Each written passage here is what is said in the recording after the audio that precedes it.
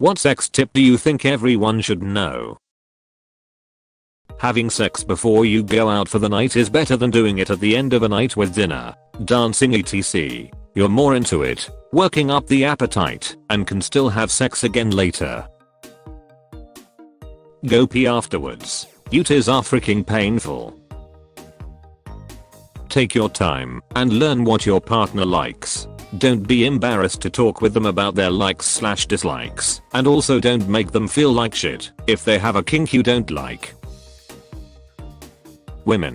Sometimes guys can't perform. They have no idea why. Probably some experts can tell you, but he isn't an expert. You can help by being understanding and comforting, and be willing to delay the action. He'll be more likely to be ready in the morning if he can't do it that night.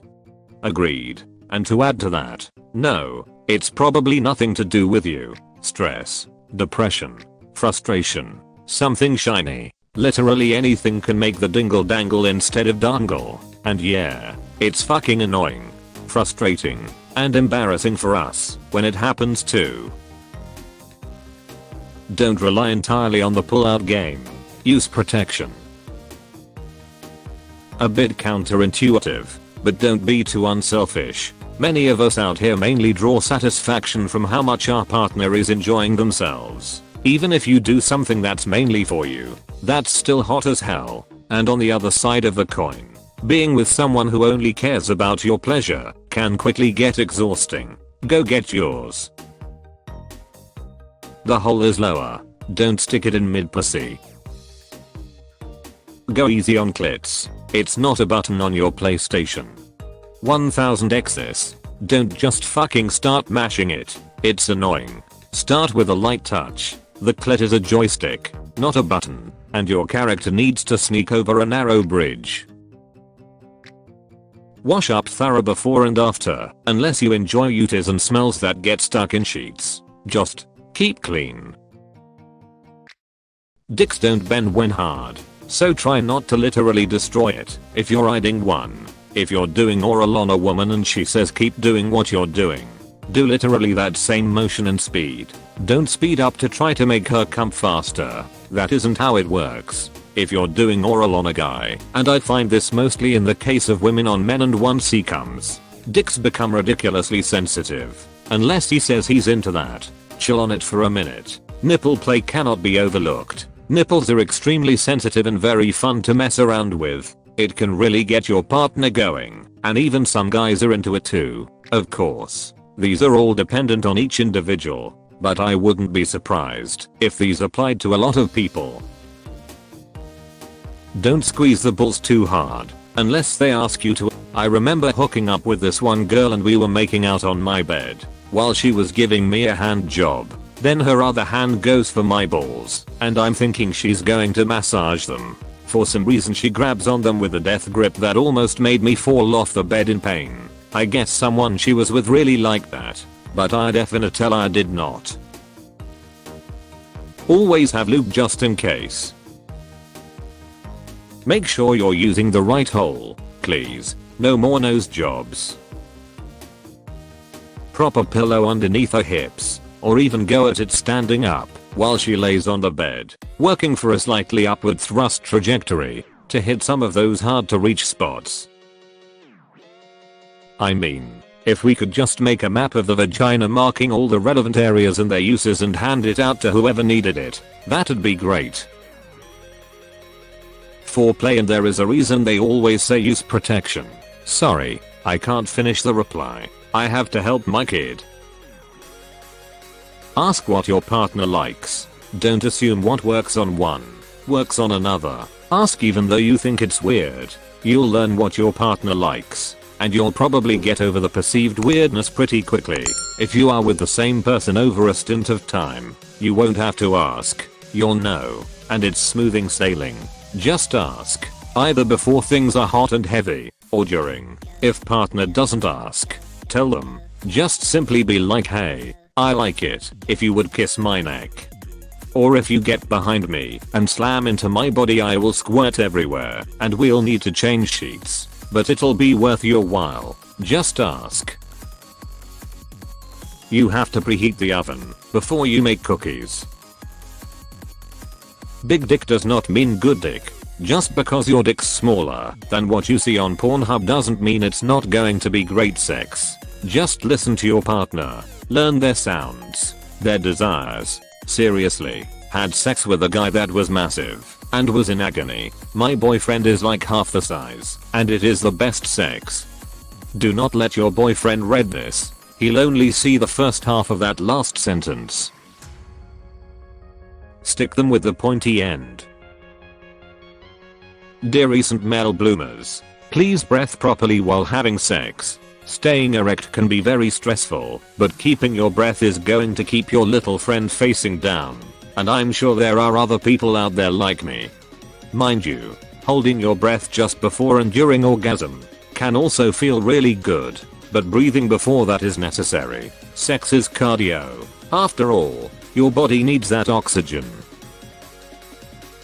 If you're going to suck dick or eat pussy, act like it's your favorite thing in the world. Suck that dick and eat that pussy like it's the last time you'll ever do it. I don't know the intricacies of sucking dick because I'm a straight male. But for eating pussy, don't rest your head on their thigh and lazily suck at it.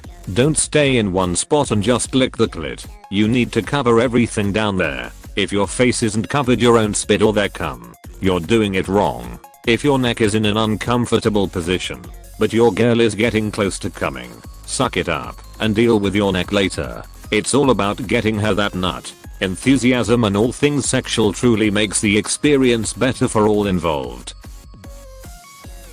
If your partner is not absolutely stoked to have sex with you, do not pass go. Also, if you have body image problems, first of all, I'm sorry, it sucks. When you're with someone who wants to have sex with you, remember, they totally want to see you naked. They know how you look. They have a pretty good idea of what they'll find under your clothing, and they are looking forward to it. Don't fake an orgasm. They are not worth it. Most girls, including me, don't want hours of sex. 5 to 30 minutes is enough, not always 3 hours. Whether it is hard or soft always depends on the shape of the day. Asking helps.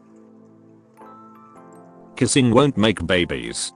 What about hand holding? Lube is meant to be applied both inside and out. If you skip foreplay, slather her vulva in lube and try to stick it in.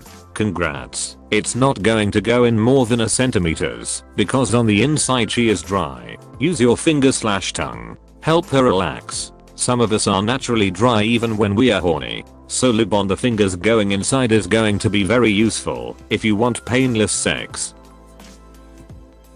Don't take sex tips from Reddit. Be open to new things. If there is 1000 sex stuff and you like 5% of it, you still have 50 things to enjoy. Don't be stuck in your few Pornhub tactics. Ask her/him what they like. Tell them what you like. Sex isn't just sticking it wherever possible. It's communicating with your partner. Don't just give up when you come. This is a two-person job. Don't have sex like what you see on porn. It's not real life and those girls are paid. They are not being pleasured.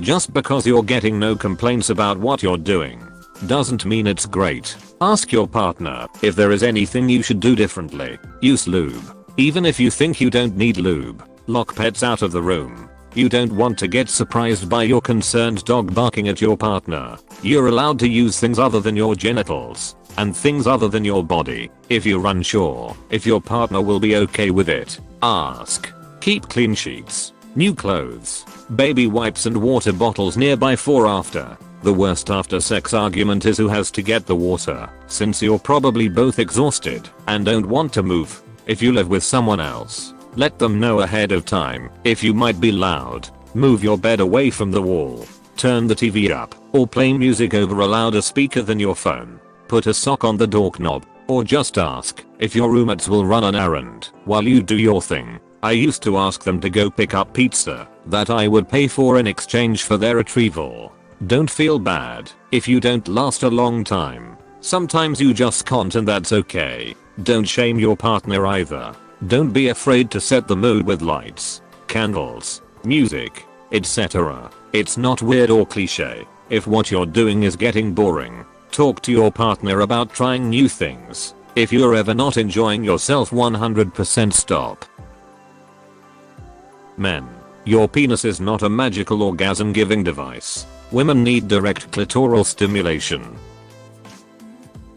It is okay to not be in the mood for sex when your partner is. Although there are multiple contexts for this, I want to stress this to neurodiverse men who often have to wrestle between being too overwhelmed for sex and a societal expectation that they should be wanting it 24/7. I'm married, and the self-loathing on those instances still creeps up on me. Suck on her nipples, not too hard. Give them little nibbles. Give her casquillus. In English it means lightly brush your nails or fingers as lightly as possible over her skin. The lower back and rib cage are usually super sensitive. When you eat her out, no matter how you start, let her get comfy, then run your tongue down the bottom of the vagina and make a seal with your mouth and give it little sucks while you flick your tongue around. Then increase the pressure of sucks till she loses it. Foreplay should last 15-30 minutes. If you're trying to make her head explode, ask for nothing in that time. Just give. Your female partner should have already came or been very close by the time foreplay is over. Having sex is all about watching your partner's facial and physical reactions. You want them to look like they can't control their body, like whatever you're doing to them has them so sexually aroused that they are now going limp, but still writhing around in pleasure. And when you do that to a girl, good luck any other guy that wants to slide in the DMs. Nobody gonna hit that like I do. I'm gonna fuck you. I'm gonna hump you. I'm gonna ball you discreetly. Do not fucking write the alphabet with your tongue. That's distracting at least. The girl needs to concentrate on whatever you do. Every time you change anything she has to concentrate again and inevitably lose some progress. Start with long, wide, slow movements. Keep consistency in speed and pressure. If you know what feels better for her, you can be more direct and persistent. Only apply more pressure if you know where. Only speed up while becoming more gentle. Life is not porn. People have different sexual chemistry, and sometimes it takes some time to figure the other person out. Change things up now and then. Fast and aggressive is fun and all, but it makes that surprise slow and passionate much more enjoyable and helps you and your partner keep from getting bored. Also, butt stuff.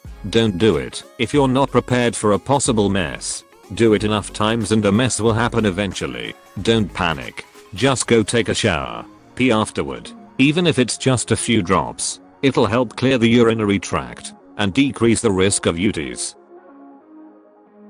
No means no. If you focus on controller breathing, you should last a lot longer and feel a lot more pleasure. What if I have a keyboard and mouse? I lost my controller's cable. Consent is mandatory. Ice play is probably a bad time, unless you use it sparingly. Electrostim is also best applied sparingly. Hot wax feels amazing, but it's a mess to clean up, and it flakes and crumbles off your body. Worth it. Also, always make sure to use body safe hot wax candles. They have a lower melting point, so you don't wind up burning the ever-living heck out of your partner. Leopard print is sexy.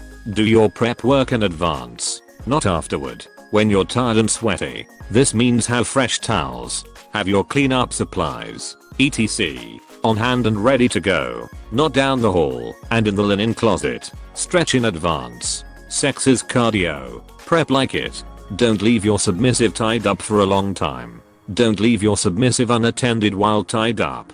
Don't leave the freaking keys somewhere you can't easily get to then. If you do get all locked up, you may need them quickly if there's an emergency. Velcro cuffs, like sport cuffs, or bondage tape, which only sticks to itself. Life happens whether we expect it or not. Keep some spare clothes or a robe nearby, so you can toss it on if needed. The fire department probably won't be fazed by anything they see, but you probably don't want the neighbors talking about what you get up to in private. If you don't know how to do something safely, don't do it. Do your homework and your research when trying something new. Clip your fucking nails and file them neatly. Your partner will not have much fun if your nails are sharp and tearing along sensitive places, if biting someone, or nibbling on something. Always curl your lower lip over your bottom teeth. This provides a cushion and lets you know how much pressure you're applying, so you don't bite too hard and hurt them. This also prevents you from biting someone in surprise when a pet jumps onto the bed, for example. Don't be afraid to be creative sometimes. You can order almost anything you like on the internet, and no one there cares what you're ordering. So feel free to try that weird looking dildo with the entice ridges, bumps, and scales. Use lube. Don't use a silicone based lube with silicone toys. That is an expensive mistake that you will only make once. Use water based lube instead. If you want to try something new, talk it out with your partner first. Consent is sexy. Being surprised with something a little too far beyond your comfort zone while mid-coitus is not. Establish a safe word and use it. Respect it. If someone calls a full stop, you stop. If you're doing anal, use lube. If you think you're using enough lube, you're not using enough lube. Use more lube. Get yourself tested between partners, just in case. Discuss pubic hair with your partner in advance. For as much as some people prefer au natural, there are also others who don't like getting your short-in curlers in their teeth while giving oral. Not everyone tosses salad, and that's okay. Not all of your fetishes have to agree, and that's okay, too. It's alright to experiment a little, or do something solely, because it makes your partner melt and make fun little noises, even if it wouldn't normally be your cup of tea. Remember, you have a safe word and you can stop if you need it. If someone shares their fetishes with you, keep their secrets. Those are personal. Don't go blabbing about them in public. Aftercare is super important. After the sex, dedicate some cool down time for snuggling, bonding, talking, sharing a snack, anything. If you feel up to it, talk about what worked and what didn't. Maybe talk about what you want to try next time. This is a good time to cement your bond together. Have some tea, watch a cartoon, cuddle, clean your toys, and or change out your sheets so neither of you have to sleep in the sweaty spot.